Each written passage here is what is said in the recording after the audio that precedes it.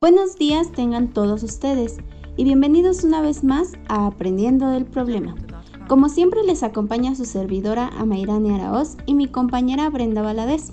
¿Cómo te encuentras, Brenda? Muy bien, Amairani, de nuevo aquí en este programa educativo. Me alegra compartir contigo una vez más. Digo lo mismo. Dinos, Brenda, ¿qué es lo que abordaremos en esta emisión del día de hoy? El día de hoy contamos con 3 segmentos que fueron parte de la unidad de conocimiento de problemas de aprendizaje, cursada por los alumnos de cuarto semestre de la licenciatura en Pedagogía en FES Aragón. Bueno, para iniciar nuestro recorrido, partiremos del tema la integración educativa en el aula, información recopilada desde la SEP. Brenda, ¿quisieras hablarnos sobre esto? Por supuesto, siempre existe el problema en el que nos referimos a las personas que cuentan con una discapacidad como enfermos y desviamos la preocupación por integrarlos a las actividades cotidianas porque siempre se le va a considerar un aspecto negativo, ya que la población sigue estándares normativos que nos dicen cómo debemos ser. Te entiendo perfectamente. Entonces aquí podríamos hablar sobre las clasificaciones que asignó la OMS a personas discapacitadas, iniciando con la deficiencia, que es cuando existe una pérdida o anomalía en alguna estructura fisiológica, psicológica o anatómica. Hablamos de discapacidad cuando debido a la deficiencia hay una ausencia para realizar actividades normales establecidas por los seres humanos. Y hablamos de minusvalía cuando es consecuencia de la deficiencia y la discapacidad, pero además, desde el punto de vista de los demás, la persona no puede desempeñar un determinado rol. Sin embargo, Amairani, independientemente de esta clasificación que nos acabas de dar, nadie se va a salvar de la etiquetación. Siempre haremos y actuaremos como los demás esperan que lo hagamos. En la integración educativa se va a pretender evitar las etiquetas. Claro que sí, por esto mismo hay que recalcar a las necesidades educativas especiales, que son entendidas como estos requerimientos que presentan problemas del aprendizaje en niños con discapacidad o sin ella. Exacto, evidentemente cualquier niño encontrará dificultades en sus aprendizajes, pero los niños con necesidades educativas especiales tienen algunas características, como el que no se adaptan al entorno de aprendizaje y necesitan materiales para generar su aprendizaje, o el que cuenta con alguna discapacidad que le impida seguir el ritmo de aprendizaje. Amairani, una pregunta.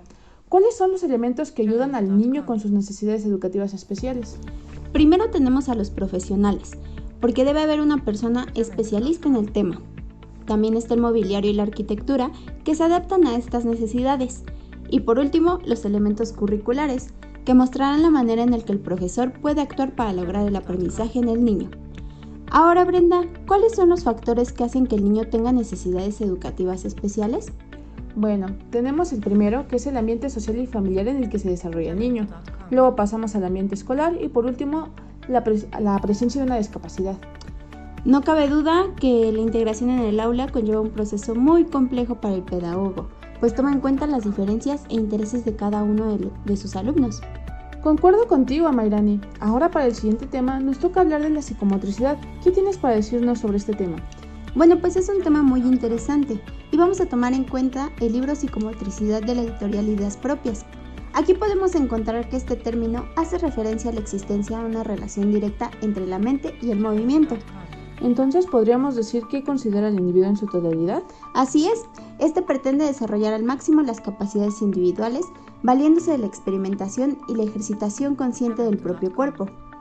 Vaya, he visto también que dentro de todo esto de psicomotricidad entra el concepto de esquema corporal, ¿no es así? Sí, de hecho este término se refiere a la representación mental que cada individuo hace de su propio cuerpo. Claro, es la conciencia que cada uno tiene de sus partes y la unidad en su conjunto. Exacto. Dentro de todo esto vienen una serie de conceptos que lo integran, como la coordinación motriz, visomotriz, el lenguaje corporal, la función tónica, lateralidad y la orientación espacial. Tengo entendido que la coordinación motriz es el correcto control tónico de la musculatura implicada en cada movimiento. Así es, además de secuenciar todas las contracciones musculares. ¿Sabes a qué se refiere la coordinación visomotriz? Claro, esta conlleva la intervención de un mayor número de músculos más pequeños y por lo tanto un mayor número de transmisiones nerviosas. Pero, ¿a qué se refiere el lenguaje corporal? Este término es el primer elemento de comunicación del individuo con su propio cuerpo, y es mediante este que en un inicio los niños expresan sus necesidades y estados de ánimo. Oh, ya veo. Y para que todo esto pueda realizarse se debe contar con los elementos mencionados anteriormente, ¿no? Como la función tónica. Sí, La función tónica tiene como referentes el grado de tensión muscular y las variaciones que se pueden producir en él, y que conllevarán a respuestas diferentes según se produzcan acortamientos o elongamientos en la longitud del músculo. ¿Y a qué se refiere la lateralidad? Esta se refiere a la predominancia de uno de los dos lados, el derecho o el izquierdo, para la realización de acciones. O sea que es aquella que nos permite tener una mayor destreza al usar algún lado de nuestras extremidades, como por ejemplo el ser zurdo o diestro. Es correcto. Y bueno, procedamos a nuestro último concepto, que es la orientación espacial. ¿Sabes a qué se refiere? Sí, la orientación espacial es el conocimiento de los otros y de los elementos de nuestro entorno a través del referente del yo. Puede decirse que es cómo percibimos nuestro entorno y a las personas que lo conforman. Y pues como podemos darnos cuenta, la psicomotricidad desarrolla un papel fundamental en el desarrollo armónico de la personalidad, pues va de la mano con la manera en la que el ser humano va a relacionarse con los demás y a conocerse a sí mismo. Es un tema muy importante, pero creo que es tiempo de pasar a nuestro siguiente tema. Claro que sí. Continuamos con la programación flexible. Y para esto vamos a tomar como fuente al Instituto Tecnológico y de Estudios Superiores de Monterrey, quienes nos comentan que primero hay que definir a la programación en la educación. Brenda, ¿nos podrías hablar un poco más sobre este concepto? Sí, claro, este concepto hace referencia al conjunto de unidades didácticas ordenadas y secuenciadas para las áreas de cada grado educativo. Pero para esto es necesario llevar un conjunto de actividades como son la planeación, la distribución de contenidos y objetivos de aprendizaje. Además, también debemos tomar en cuenta las actividades de aprendizaje a realizar, la enseñanza y la evaluación. Me queda muy claro, Brenda. Pero en esta última tarea existen elementos que la programación no debe desechar: la enseñanza, el aprendizaje y la evaluación. Con esto se toman en cuenta las fortalezas, necesidades y capacidades del alumno. Por supuesto, y de este último que hemos comentado, podemos ya abordar a la programación flexible. Esta puede entenderse como el hecho de planear partiendo de la diversidad, en el entendido que todos los alumnos son diferentes y que cuentan con diferentes necesidades e intereses. Por esto los infantes poseen diferentes estilos de aprendizaje, así como inteligencias múltiples, ¿no es así? Así es. Y es necesario la construcción de diferentes actividades que enseñen a todos y todas, porque para lograr la programación flexible se debe considerar todas las características del alumno. Sí, claro, y de esta manera se puede seleccionar los contenidos más relevantes de acuerdo al grado escolar y al desarrollo general del grupo. Además, existe una herramienta muy importante que nos ayudará bastante con la programación flexible, y esta es la evaluación psicopedagógica. Queridos oyentes, el siguiente tema proviene del autor Juan Álvarez, donde nos dice que la evaluación psicopedagógica tiene como finalidad el apoyar al proceso de toma de decisiones sobre la situación escolar del alumno.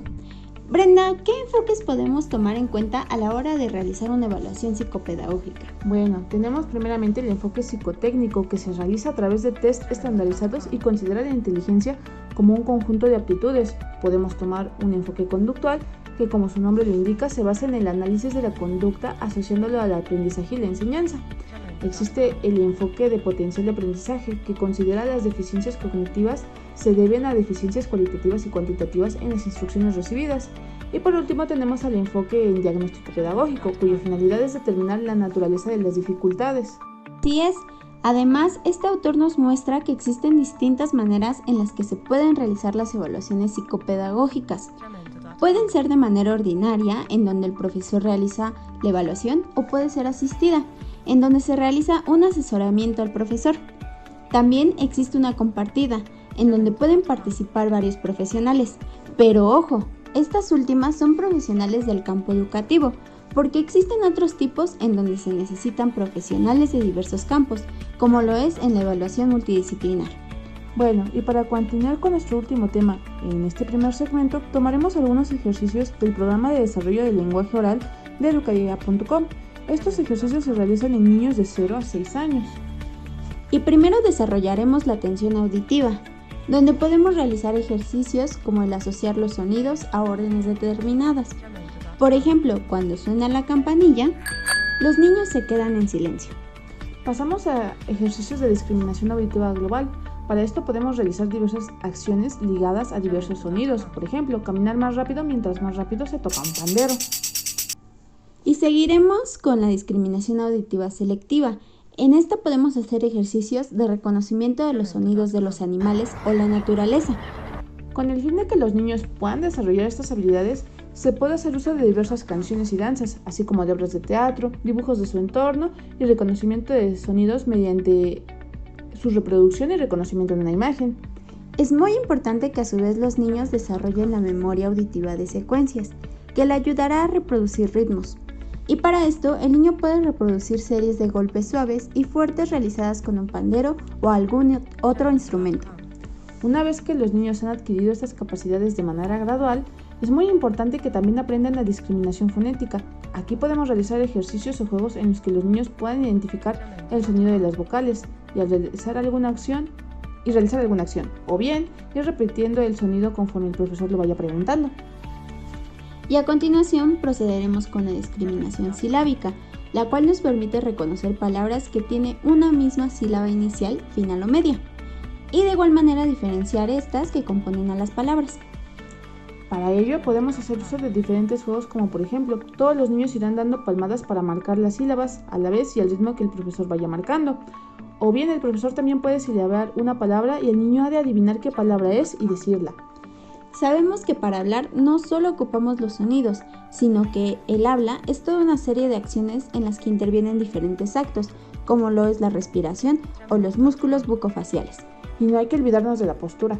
Por tanto, es imprescindible prestar atención a la manera de actuar de los niños, para que de esta manera podamos identificar qué es en lo que hay que trabajar más o incluso corregir, con la finalidad de que el niño logre el desarrollo integral de todas sus capacidades, como en este caso serían las del lenguaje oral. No está por demás decir que son capacidades que a lo largo de su vida estarán ligadas a la manera en la que se relaciona con los demás y con su propio entorno, factores que pueden definir su personalidad y sus intereses. Y con este tema cerramos nuestro primer segmento, con el cual hemos visto que el proceso de enseñanza-aprendizaje conlleva un gran número de factores que intervienen para que pueda realizarse de una manera satisfactoria. Sin dejar nunca de lado que los alumnos son todos diferentes y hemos de encontrar la manera más adecuada de adaptarnos al entorno en el que se desarrollan, así como de identificar la mejor estrategia para cumplir con los objetivos de aprendizaje esperados en los tiempos definidos por los planes de estudio.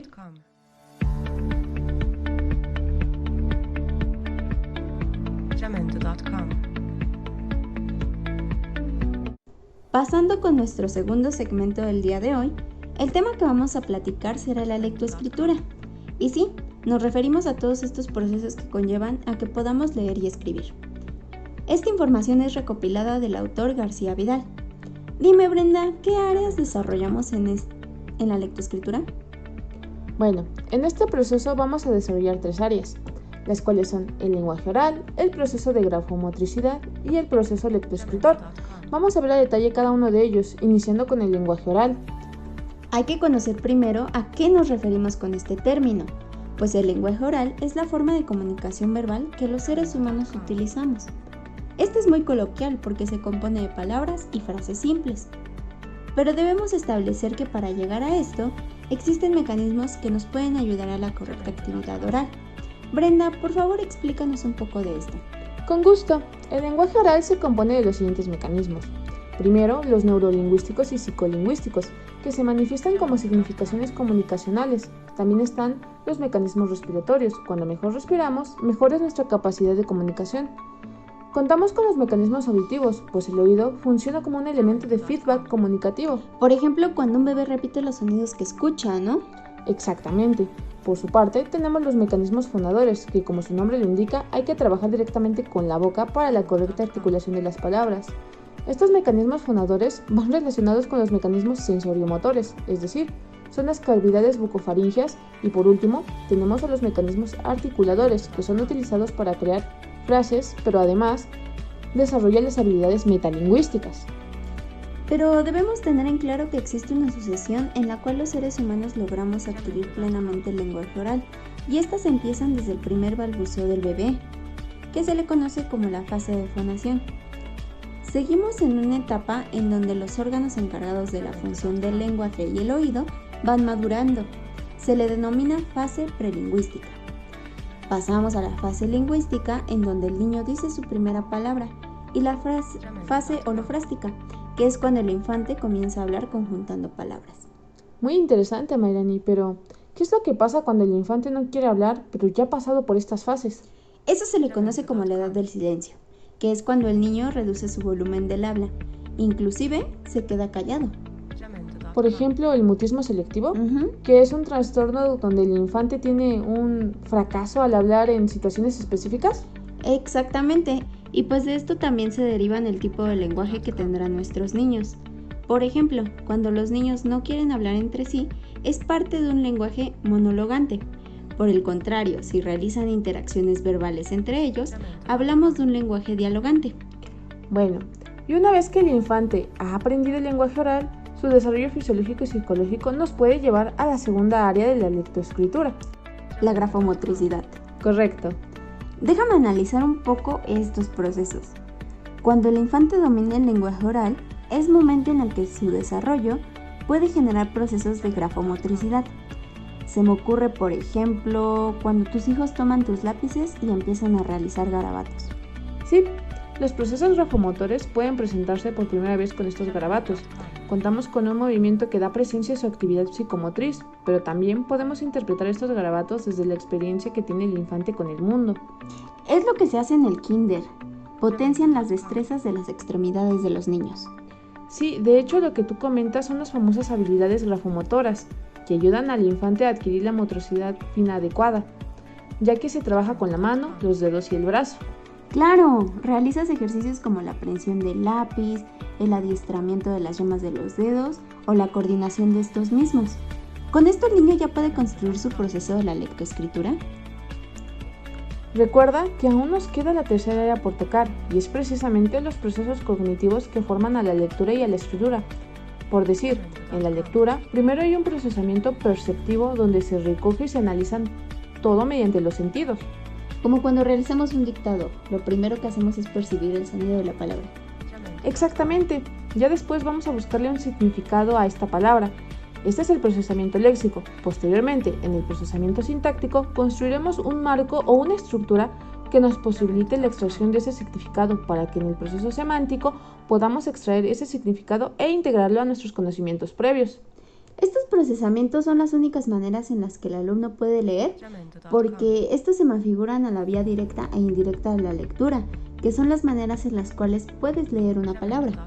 Sí, de hecho, en la vía directa es cuando se reconoce una palabra, pero su representación visual ya está guardada en tu memoria, la que es conocida como el léxico visual.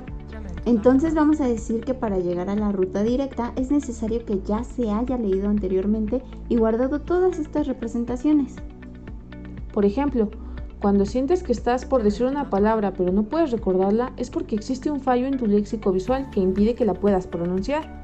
Así que la ruta directa es muy eficiente. Supongo que es una vía que te ahorra esfuerzo. Sí, por supuesto, porque si hablamos de la segunda vía, que es la indirecta, te darás cuenta que requiere un mayor esfuerzo, pues aquí se exige que transformemos lo escrito en lo oral. Es más lenta y dificulta el ritmo de lectura. En esta vía no vamos a encontrar las palabras, sino que nos iremos por las letras. Y como a cada letra le corresponde un sonido, es decir, A, E, I, O, U, o llamándole de otra manera, fonema, nos vamos a tardar bastante tiempo en procesar ese significado. Comprendo, pero entonces vamos a decir que nuestros alumnos que inician con este proceso definitivamente harán uso de la vía indirecta. Esto por no ser lectores expertos. Aún no existe ese almacén léxico que antes nos comentabas. Tienes toda la razón. Sin embargo, los problemas que relacionamos con la lectura pueden darse desde la adquisición, pues el proceso de lectura también conlleva un proceso de comprensión. Claro, nuestros alumnos siempre tendrán ese reto de analizar lo que se está leyendo. Ahora, ya que desarrollamos esta segunda área, ¿qué es lo que sucede entonces con la escritura? Bueno, vamos a iniciar con un proceso de planificación donde ordenamos ideas o hipótesis. Después nos vamos a los procesos lingüísticos que, como en la lectura, les llamamos sintáctico y semántico. El proceso sintáctico lleva a la escritura y la colocación de palabras funcionales, y el proceso semántico se reúne en sus procesos encargados de recuperar los grafemas. Entonces podríamos decir que mediante la escritura el niño reflexiona sobre lo que escribe y sobre lo que está escrito. Cuando nosotros escribimos algo, lo estamos comunicando. Así que tanto el proceso de lectura como el de escritura no significan solo la función fisiológica. Existen gamas impresionantes de elementos que inducen al correcto aprendizaje del proceso lectoescritor.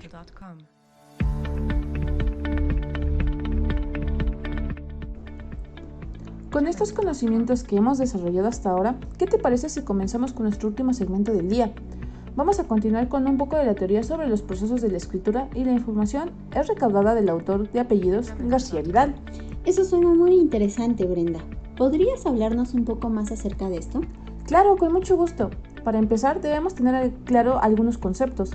El primero de ellos es la ortografía, la cual puede entenderse como aquella parte de la gramática que enseña a escribir correctamente, por el acertado empleo de las letras y los signos auxiliares de la escritura.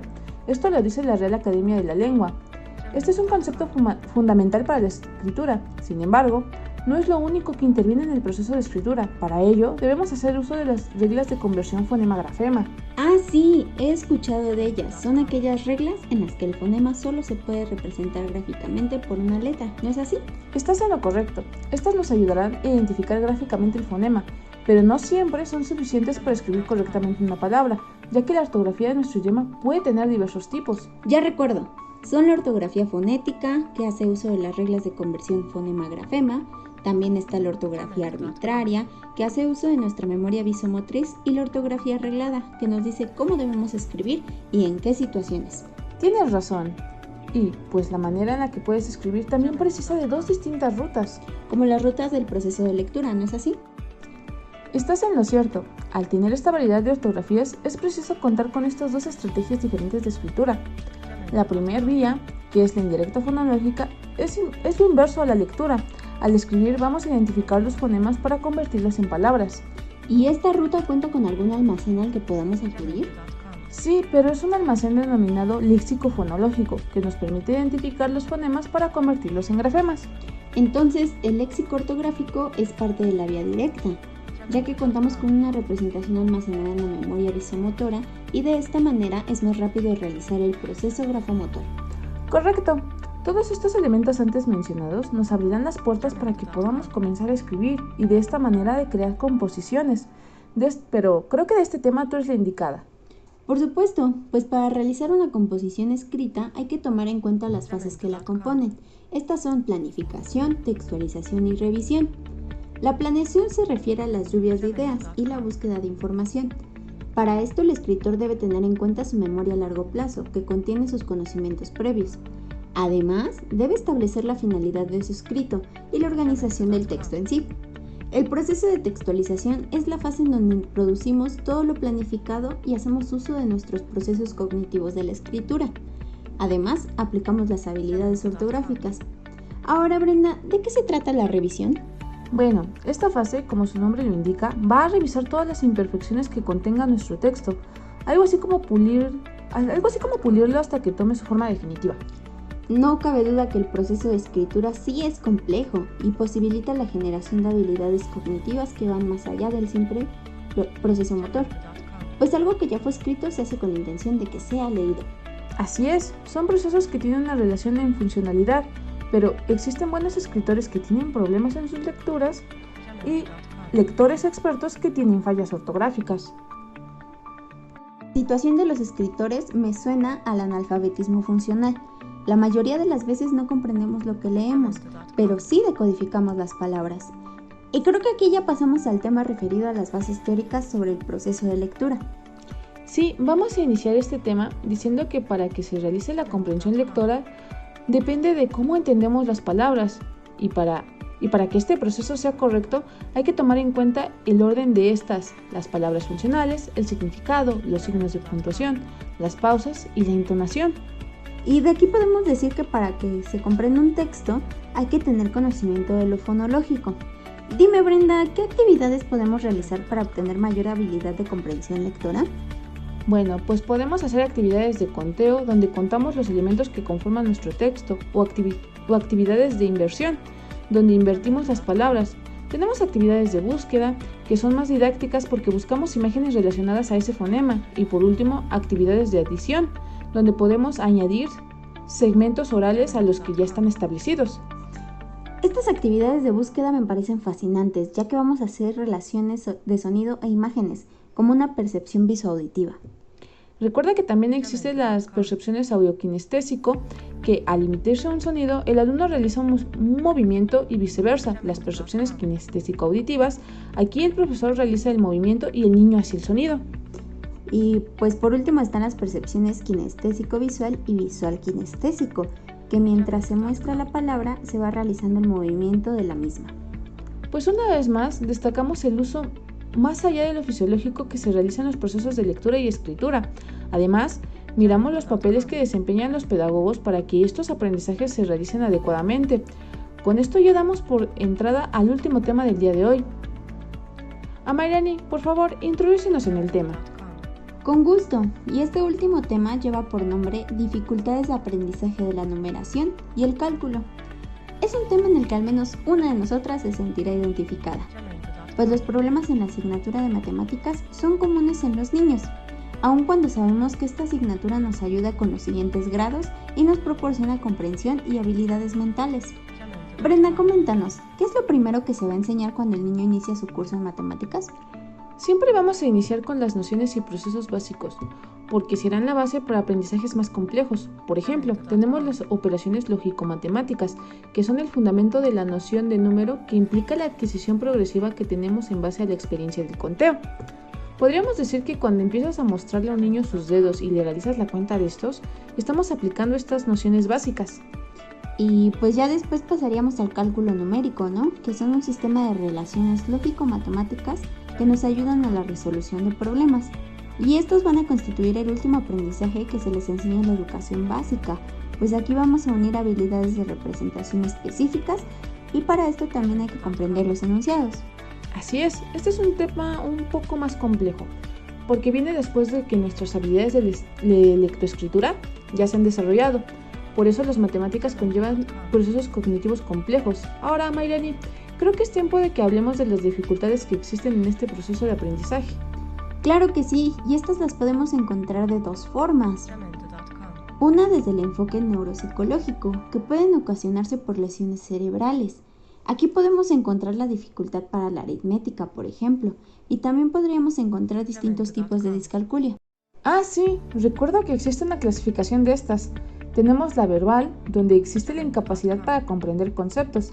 Está la practognóstica, donde no podemos realizar comparaciones de tamaño. Y está la léxica, donde hay una falta de habilidad para entender los símbolos matemáticos o los números. Te olvidas de la discalculia gráfica, que es cuando existe una dificultad para escribir números y letras. También existe la idiagnóstica, que presenta dificultad para los cálculos mentales. Y la operacional, que es la dificultad de efectuar operaciones aritméticas básicas, ya sean verbales o escritas. Todo esto entonces conforma un problema en el enfoque neuropsicológico. ¿Cuál sería el segundo enfoque? El enfoque cognitivo, sin duda, y aquí existen problemas en la memoria, la atención y los conocimientos previos. ¿Estos problemas son causados por factores que tienen los alumnos o existen más?